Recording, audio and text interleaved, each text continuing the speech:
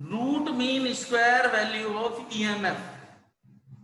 जो करंट की डेफिनेशन थी बिल्कुल ऐसे ही यहां भी कंजर्वेशन ऑफ एनर्जी इम्प्लीमेंट करेंगे।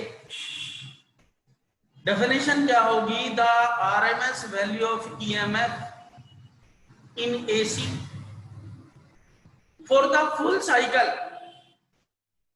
is the same amount of heat generated by steady state EMF in a resistor for the same time in the same resistor। वहां पर करंट था, यहां पर ईएमएफ होगा और वैल्यू भी बिल्कुल सेम आती है। तो बेटा कॉन्सेप्ट क्या है? Root mean square value of EMF में the RMS value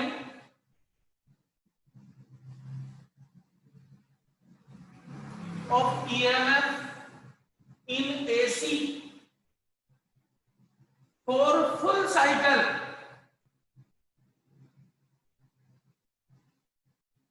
is the same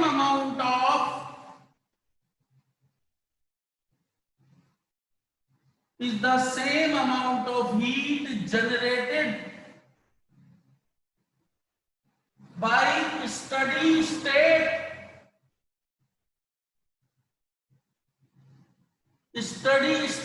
EMF in a resistor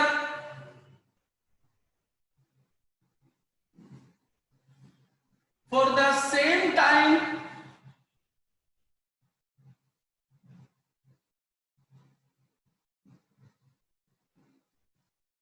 in the same resistor।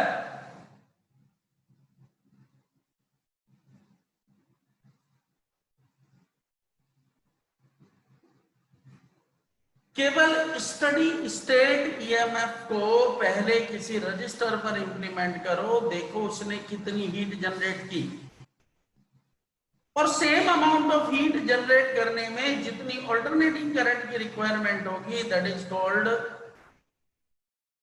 RMS value. तो बेटा क्या करें? Let E RMS root mean square value of EMF. R क्या है बेटा? Resistance, then heat generated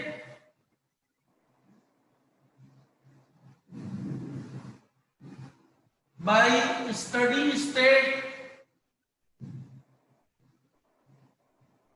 EMF in resistor of resistance R।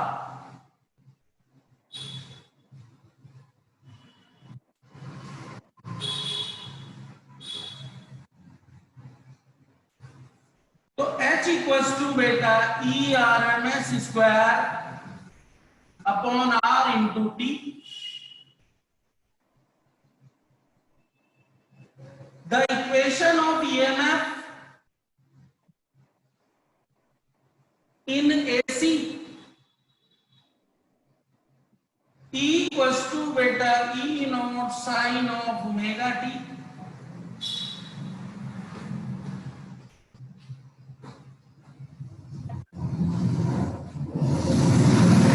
Then change in heat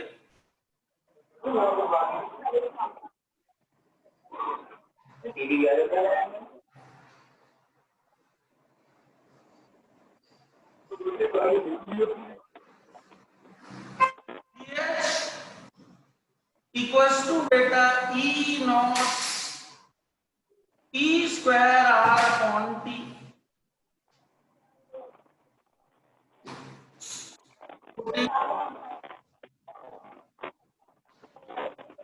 second in third, तो बेटा DH equals to E not square upon R sine square omega t into dt। Integrating, अरे कौन खांस रहा है? Sudhanshu mic off कर बेटा।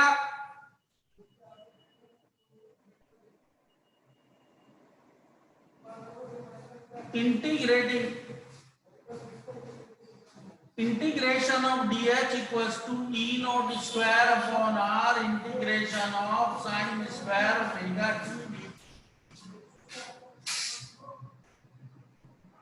0 से बेटा t, 0 से h,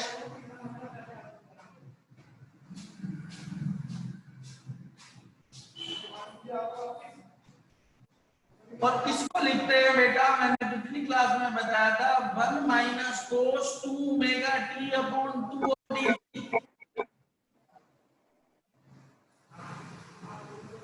तो बेटा h minus 0 equals to e not square upon 2r। 1 minus cos 2 omega T of D T.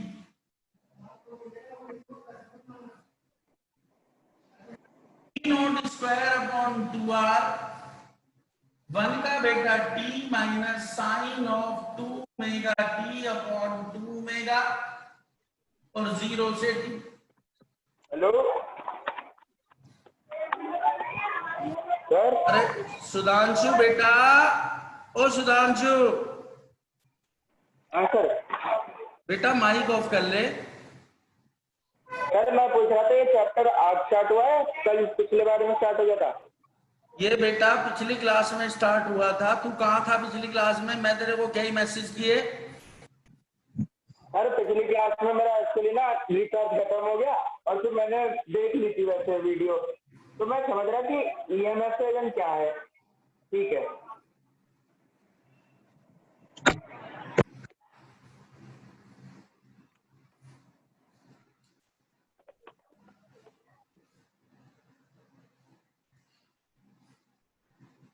तो बेटा इसे जरा आगे इंटीग्रेट करते हैं।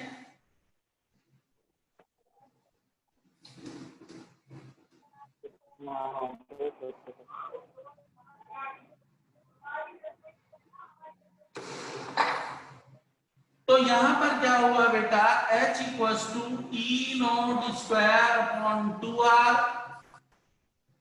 और ओमेगा की वैल्यू क्या होती है बेटा, sine of 2 into 2 pi by t upon 4 pi t और लिमिट 0 से t।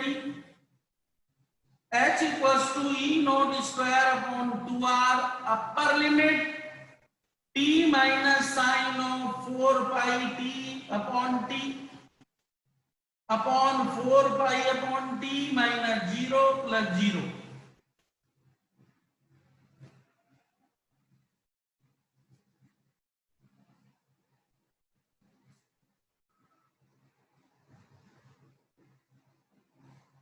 तो बेटा जी ये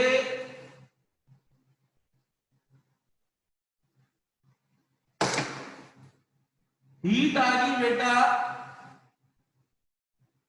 ई not square upon 2r into T minus 0।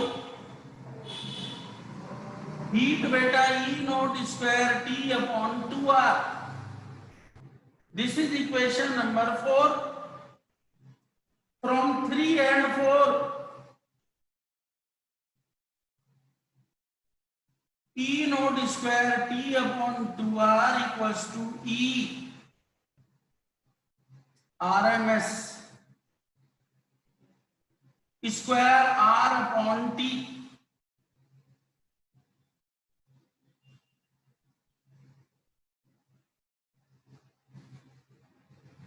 ये उल्टा हो गया, यहाँ t था बेटा, यहाँ था R।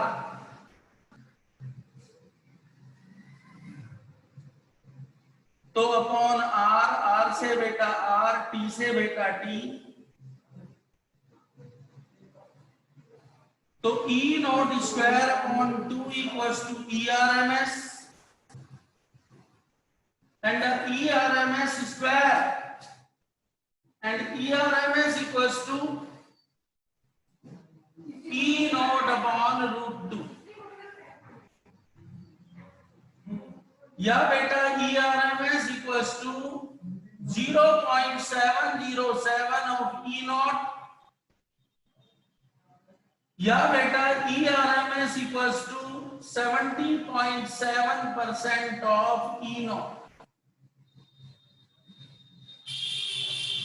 तो बेटा इस चैप्टर में अब तक एक तो हमने एवरेज वैल्यू ऑफ करंट पढ़ी, एक बेटा RMS value of current EMF, 4 topic हुए हैं बस।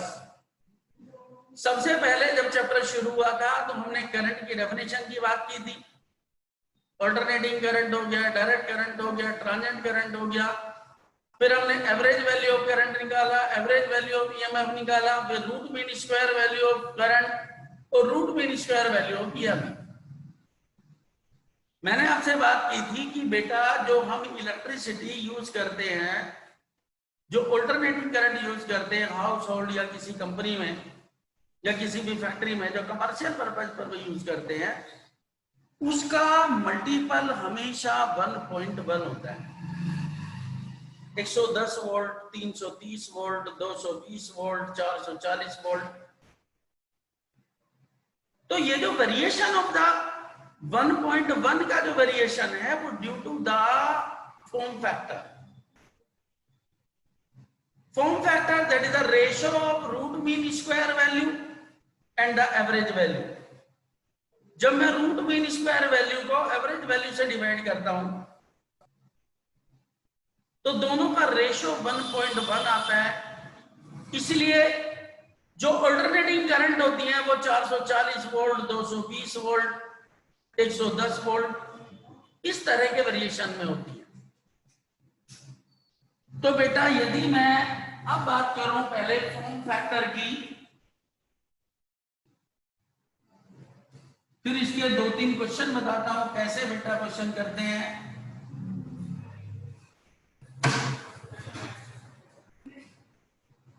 क्या था बेटा form factor?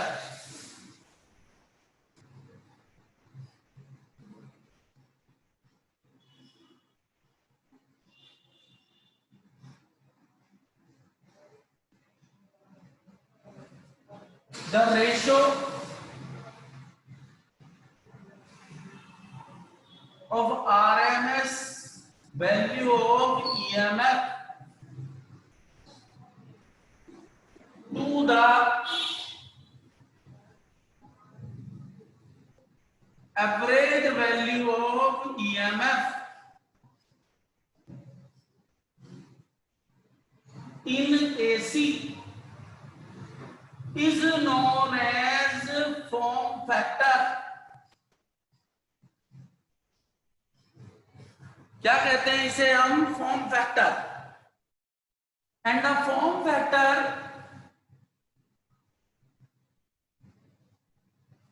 Equals to ERMS upon IRMS, sorry E average. या तो बेटा इसे, या form factor equals to 0.707 E naught, 0.636 E not.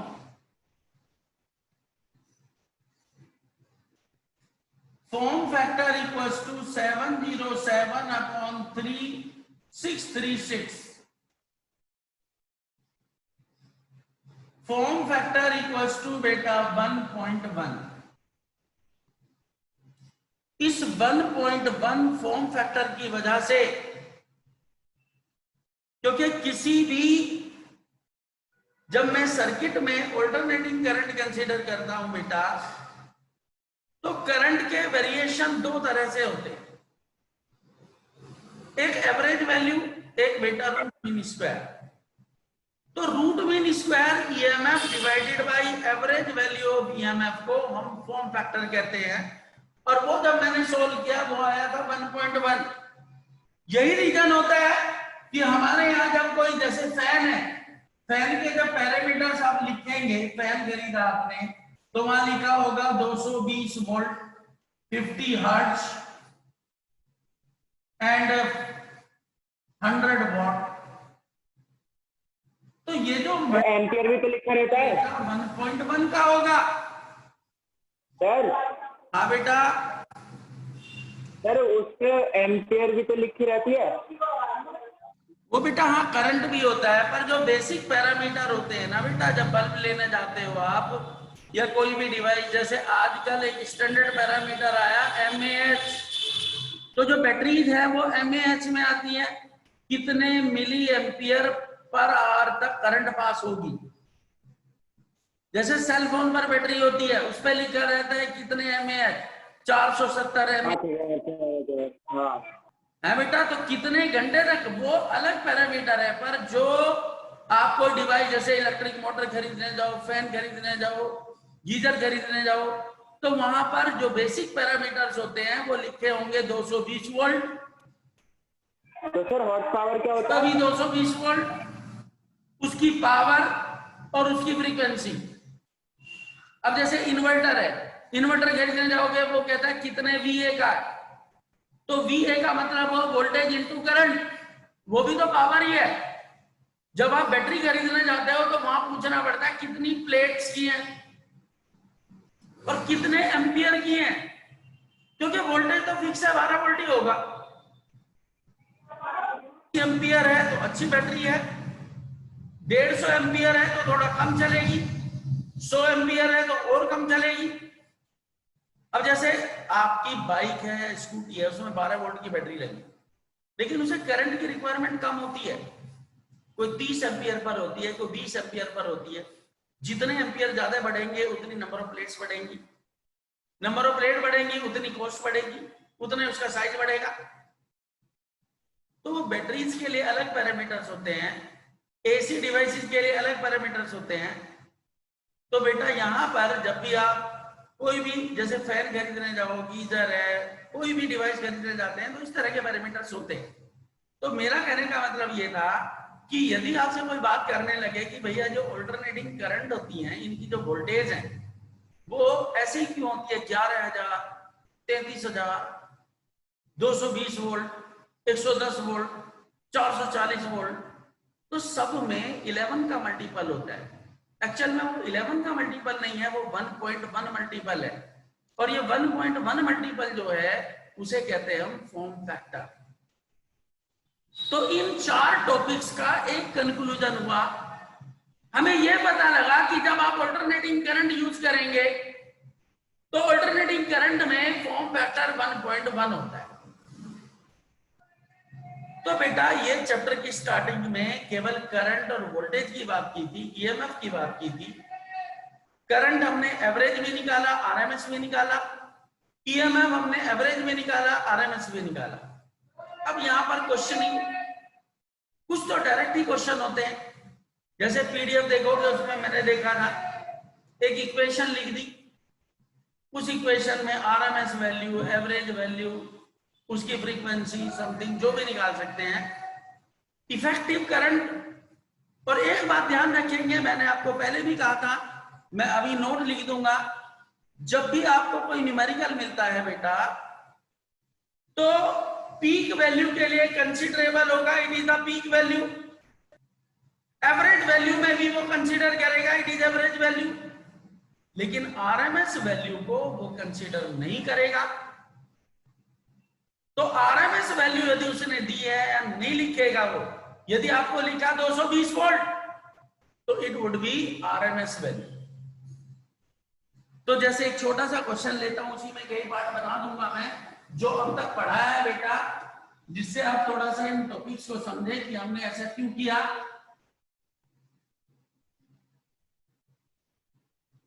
मैंने अलग अलग क्वेश्चन सेट किए थे, मैं एक ही क्वेश्चन बनाता हूं। क्वेश्चन बेटा ये है, the equation of EMF equals to 250 sine of 100 pi T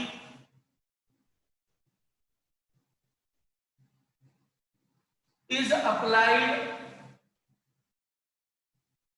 across a resistor of 100 ohm. Find peak value of EMF average value of EMF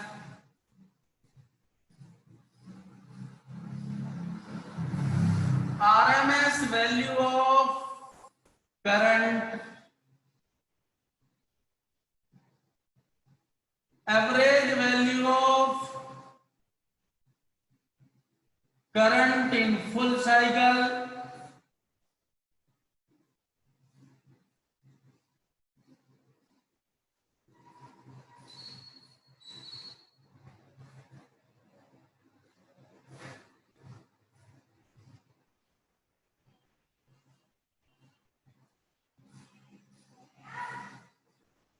और बेटा फ्रीक्वेंसी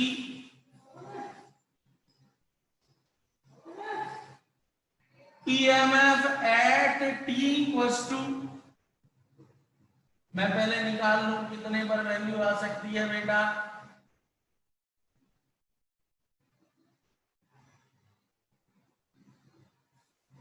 वन बाई 300 सेकेंड्स। जितना बेटा मैंने अब तक पढ़ाया है उसमें ये क्वेश्चन एग्जिस्ट करते हैं। अब इन क्वेश्चंस को आप वन बाय वन देखो जरा। जब मैं सॉल्यूशन करूंगा बेटा, ये मेरे पास इक्वेशन है, तो पहले इक्वेशन लिखो 250 sine of 100 pi t. General equation होती है E equals to E naught sine of omega t. Compare करो बेटा, E नॉट यहां पर हो गया 250, ओमेगा हो गया बेटा 100 पाई। पहला पार्ट बेटा peak value, it is the peak value 250 volt. Part बेटा average value, E average equals to बेटा 0.636 of E not, 0.636 upon 250 into, तो 6.36 इंटू 25, 25 का 150, 15, 25 या 75, 80, 90, 0, 9, 25, 150, 159। इतने वोल्ट क्या होगी बेटा ई एवरेज। फिर क्या निकालना, RMS value of current, I RMS क्या होगा, I not by √2, E not by R √2, 250 upon 100 √2, 2.5 upon √2, या I R M S equals to बेटा 1.25 √2। कितने एम्पियर क्या होगी RMS. Average value of current in full cycle, जब भी एवरेज वैल्यू निकालोगे तो वो क्या होगी 0। मैंने पिछली क्लास में बताया था कि जब बेटा आप एवरेज वैल्यू कंसीडर करना चाहते हो तो उस टाइम क्या होगा, जितनी नेगेटिव वैल्यू होगी उतनी पॉजिटिव वैल्यू होगी, दोनों कैंसिल आउट हो जाएंगी। अब बात आई है फ्रीक्वेंसी, ओमेगा इक्वल्स टू बेटा 100 pi, 2 pi nu equals to 100 pi, nu equals to बेटा 50 हर्ट्ज। और लास्ट बेटा EMF at t equals to this 6, E equals to 250 sine of 100 pi into 1 by 300, तो E equals to बेटा 250 sine of pi by 3, E equals to 250 into √3 by 2, E equals to 125 √3 volt. तो बेटा अब तक जो मैंने दो टॉपिक्स स्टडी किए हैं, आरएमएस वैल्यू और एवरेज वैल्यू, किस तरह के क्वेश्चन होते हैं। एक क्वेश्चन में और कराता हूं, एक ग्राफ बना हुआ आता है, मैंने पीडीएफ में भी सेंड किया था, और उसमें बेटा पूछ लेता है इसकी आरएमएस वैल्यू क्या होगी। तो आरएमएस वैल्यू कैलकुलेट करने का क्या तरीका होता है, एक बार ये बताता हूं। इन क्वेश्चंस में किसी को कोई डाउट है तो बात करो, क्योंकि मैंने वहां छोटे छोटे टुकड़ों में आपको बेटा क्वेश्चन सेंड किए थे, और यहां पर मैंने एक ही क्वेश्चन को बेटा थोड़ा सा सॉल्व करके दे दिया। तो आप कोई भी दिक्कत लगती है या चाहते हो कि इसका स्क्रीनशॉट लेना है, तो आप बेटा एक बार स्क्रीनशॉट ले लो। धीरज, यस सर। एक बार स्क्रीनशॉट ले ले बेटा।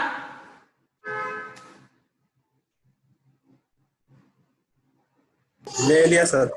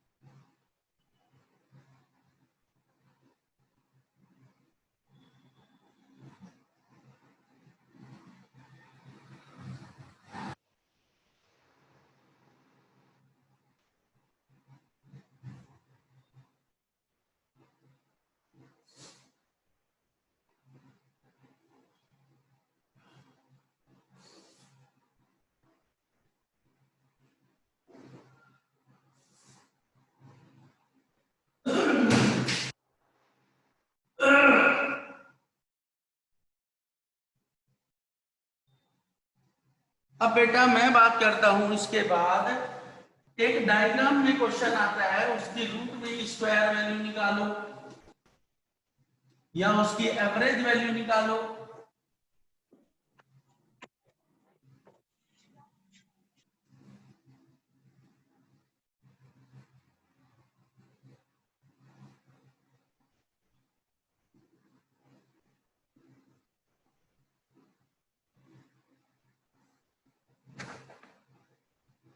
क्वेश्चन बेटा ये है,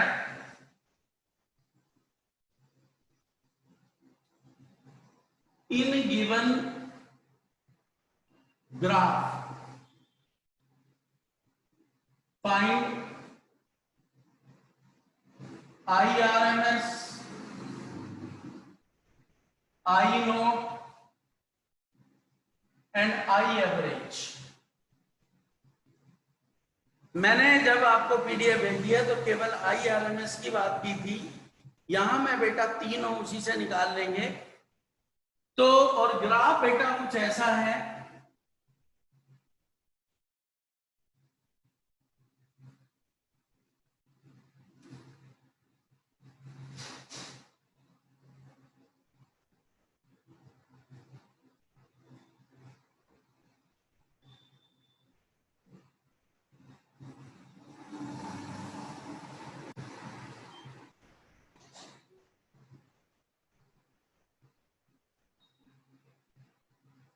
ये बेटा, और इसमें मैंने यहां लिख दिया ये बेटा 10 एम्पियर है, ये -10 एम्पियर। तो रूट मीन स्क्वायर का मतलब क्या है कि जितनी भी साइकिल्स हैं उन सबका स्क्वायर करिए, मीन लीजिए और अंडर रूट लीजिए, स्क्वायर रूट। तो जब मैं आरएमएस वैल्यू निकालूंगा यहां IRMS under root this square -10 square plus 10 square -10 square, 1 2 3 4 और divided by 4। IRMS equals to 100 plus 100 plus 100 plus 100। IRMS equals to 400/4 और IRMS इक्वल्स टू जस्ट 10। ये 10 एम्पियर क्या होगी मेरी आरएमएस वैल्यू। जब भी ऐसा ग्राफ होगा जो वैल्यू दे रखी है वो आरएमएस ही होता है इस तरह के ग्राफ में। अब दूसरे में इसने कहा आई नोट निकालो, तो आई आरएमएस होता है आई नोट बाई √2। तो आई नोट इक्वल्स टू बेटा I RMS into √2। I not equals to बेटा 10√2। आई नोट बेटा 14.14 ampere. What is the average value? I average I naught into 0.636. तो I average equals to 14.14 into 0.636। जो भी बेटा मल्टीप्लाई होगी वो एवरेज वैल्यू। तो इस तरह के ग्राफ में आपसे आरएमएस वैल्यू पूछी जाती है, एवरेज वैल्यू पूछी जाती है, तो इस तरह से निकालते हैं। एक वैल्यू आए, बाकी के तो हमें रिलेशन पता है, उनसे हम कैलकुलेट कर सकते हैं। किसी को कोई दिक्कत? Anushka, Muskan, no sir. Anjali, no sir. Komal नहीं आई या कठोर? सर आई हूँ। आई हूँ कहाँ? क्लास लेने। अच्छा अच्छा। अब बेटा यहाँ पर एक टॉपिक तो ये हमारा हो गया, क्योंकि यहाँ पेज चलेंगे। दूसरे फेज में क्या है कि मेरे पास 3 एक्टिव एलिमेंट्स अवेलेबल है, एक रजिस्टर, एक इंडक्टर, एक कैपेसिटर। तो अब बेटा मुझे पहले ये देखना है कि यदि मैं एक रजिस्टर को एसी सर्किट से कनेक्ट करता हूं तो रजिस्टर में किस तरह का बिहेवियर होगा। बिहेवियर से मतलब क्या है? अब तक हम ये मान के चलते हैं कि जब मैं किसी सर्किट में बैटरी अप्लाई कर देता हूं तो करंट भी साथ चलेगी और पोटेंशियल भी डेवलप होगा। लेकिन alternating current every instant of time change होती है। तो शक ये था कि हो सकता है कि किसी एलिमेंट में वोल्टेज पहले आ जाए, करंट बाद में आए, किसी में करंट पहले आए, वोल्टेज बाद में आए, हो सकता है दोनों साथ हो। तो मुझे ये चेक करना है कि मेरे पास जो रजिस्टर है, एक इंडक्टर है, एक कैपेसिटर है, जब मैं इन तीनों को 1 बाई 1 सेपरेटली एक एसी सर्किट से कनेक्ट करता हूं तो व्हाट इज द बिहेवियर